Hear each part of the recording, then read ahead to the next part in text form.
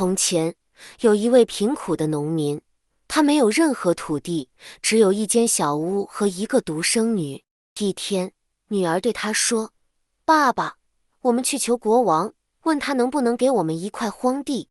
国王听了他们的请求，觉得他们很可怜，于是赐给了他们一片草地。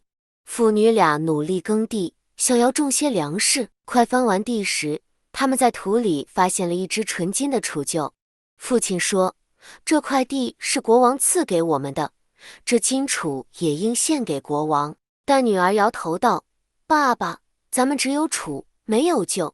您要是把杵交上去，国王一定会逼您找到臼，还是别说为好。然而，父亲没有听女儿的劝告，把金杵献给了国王。果然，国王问：你找到杵，怎么没找到臼？农民回答：没有找到。但国王不相信，把他关进了监狱，要他找到臼才肯释放他。在监狱里，农民每天只能吃干面包和冷水，总是唉声叹气。要是听了女儿的话就好了。狱卒向国王报告了这事，国王便召见农民，问他：你的女儿到底说了什么？农民老实地讲了事情经过。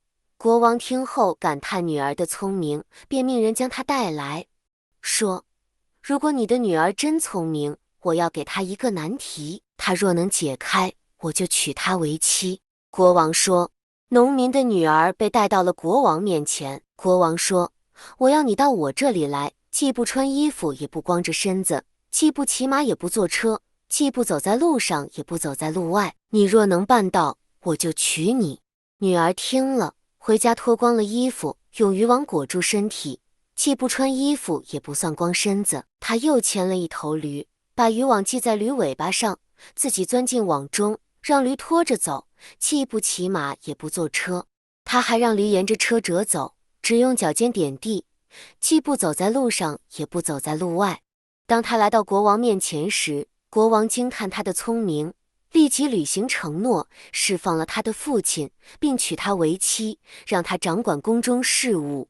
过了几年，有一天，一位农民的马生了一匹小马驹，却跑到了另一位赶牛车的农民车旁。赶牛车的农民坚持小马驹是他的，两人争吵不休，最终找到国王。国王判决，现在东西在哪里，就归谁。赶牛车的农民得到了小马驹，而失主只能含泪离开。失主求助王后，王后建议他说：明早国王检阅军队时，你拿一张网站在路中间，假装打鱼。国王若问，你就说：能让牛生下马驹，我就能在陆地上打鱼。农民照做了。国王听了他的回答后大为震惊，追问是谁教他的。农民不肯回答。